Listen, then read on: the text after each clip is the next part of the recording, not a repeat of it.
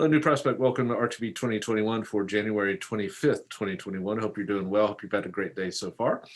Our texts for today are Genesis 26, then we have Esther 2, then Matthew 25 and Acts 25. We'll start over with Genesis 26 to kind of give a broad overview of our text for today. So for Genesis 26, we have now completed the Abraham cycle, and we're moving into Isaac. Now, don't get too comfortable with Isaac because he's not going to be around very long. He's not a very much a focus of the author's interest. It almost seems as if the author has his eyes drawn to both Abraham and Jacob in terms of the amount of space that he dedicates to them. In fact, Isaac is even in the places where he does occur is a very passive character. I mean, think about the fact, for instance, in Genesis 21, he's born. That's something that happens to you. Then he's almost sacrificed in Genesis 22. He has to have a wife found for him in Genesis 24. And the very next chapter, he'll be deceived by his son Jacob.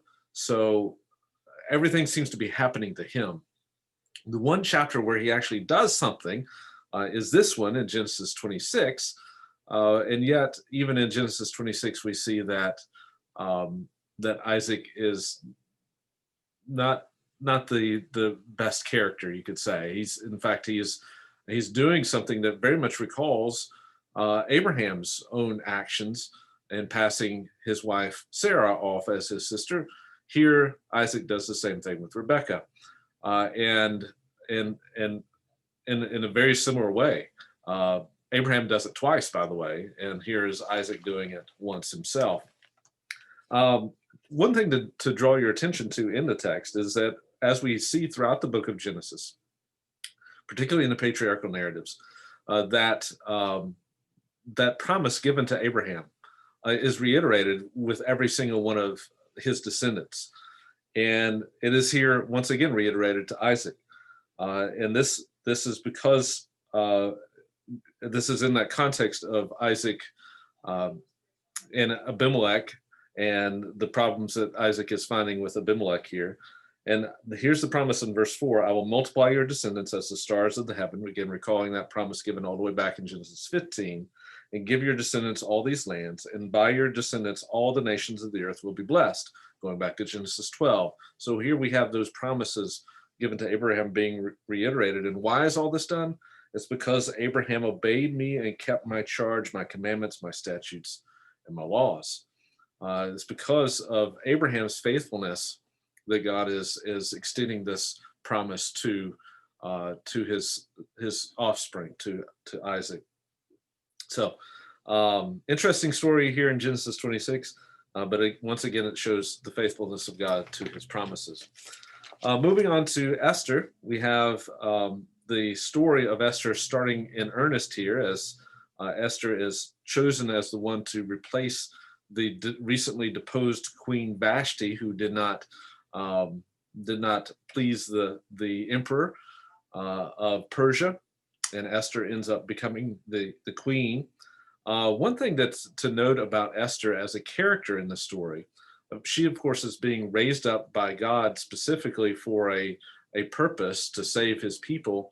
But one of the things that's curious about her is that that story should ring a bell for us. In fact, there are other characters in the Old Testament books who do the same thing as Esther. They are raised up by God in a foreign country, and God providentially works in their lives to deliver the people of Israel, to deliver God's people. You think specifically of Joseph.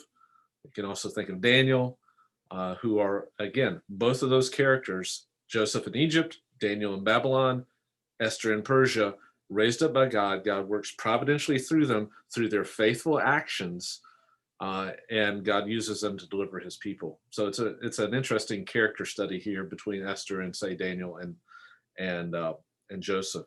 The other thing I mentioned the other day was that you'll notice that, in fact, yesterday, you'll notice that these chance events happen. Well, here's one of those chance events at the end of the story. We have Mordecai, And just it seems like this story that just kind of really has nothing to do with the rest of the story.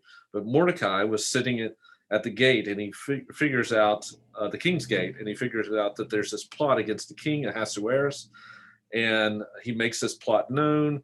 The individuals are held to account and are sent to the gallows, and this is written down in the books of the Chronicles of the King in the king's presence. And it's almost as if the author is saying, keep that story in the back of your mind as we go throughout the rest of this story, this narrative. So let's do that. Let's keep that story in the back of our mind as we read throughout the rest of the story of Esther. But again, God is providentially, even though he's not mentioned in this text, he is providentially going to work through this character. She is being raised up, as we'll figure out in chapter 4, for such a time as this. Moving on, we'll move on to Acts real quickly, and then we'll finish up in Matthew. In Acts 25, we have the story of Paul before the Roman governor at the time.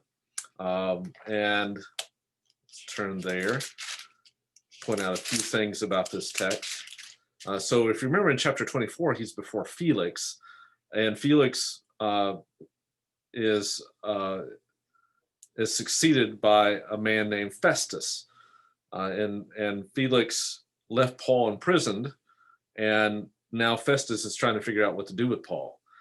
Paul ends up appealing, as was his right as a Roman citizen. He appeals to Caesar, and he is going to be able to be brought to trial before in Rome by appealing to Caesar. Now, the irony is, as the text makes clear, that if he hadn't appealed to Caesar, he might have been released. But in God's providence, once again, we see Paul being brought to Rome for the purpose, I think, of taking that gospel and being that gospel witness in Rome, as ultimately as a martyr to the gospel.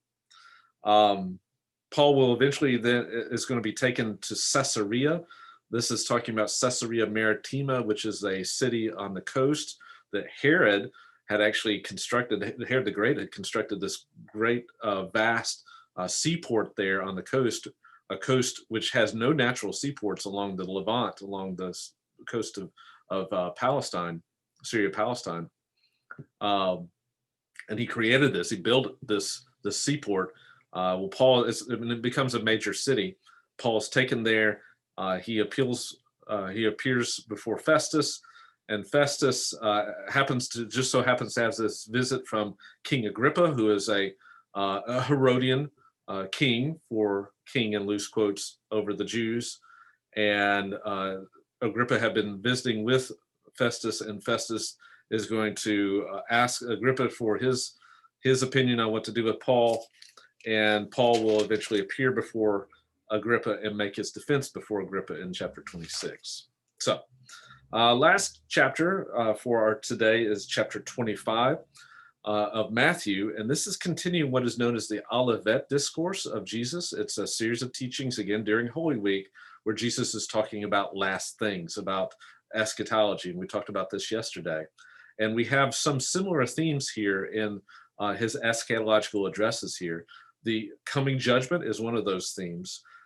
He also talks about the necessity to be on the alert. Verse 13, you don't know when the day is going to occur or the hour. And then also not just to be alert, but to be active and obedient, even in the here and now, as you wait expectantly for that day. And that's the parable of the talents. God has given us his resources, and he expects us to use them while we have them. This resource of the gospel itself, even we are to use it and to be faithful. Notice how many times it will talk about being faithful in a few things, and God will put other things in our charge because of that. But it's all looking forward to this time of judgment. And Jesus talks about this in verse 31 of chapter 25, when he says, talking about the Son of Man, which is one of Jesus's favorite designations for himself, will come in his glory.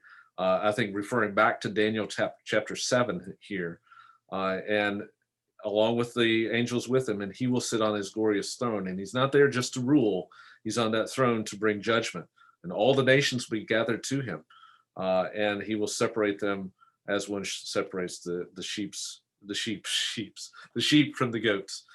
Here we have this prefiguring of the last judgment. And again, this knowledge is not something to be just held up here and to meditate on and to think about.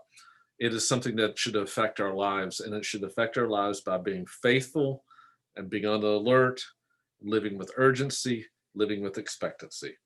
So some good encouragements for us again today from the Gospel of Matthew, and it's going to move rapidly in Matthew to the crucifixion of Jesus, the trial, crucifixion, and then the burial and resurrection of Jesus as we get to the last parts of this book of Matthew. So hope you have a great, wonderful day on this day, January 25th, 2021. And I hope we all live with that kind of urgency and expectancy and an expectation of what Christ will eventually accomplish, ruling this world and bringing all to judgment.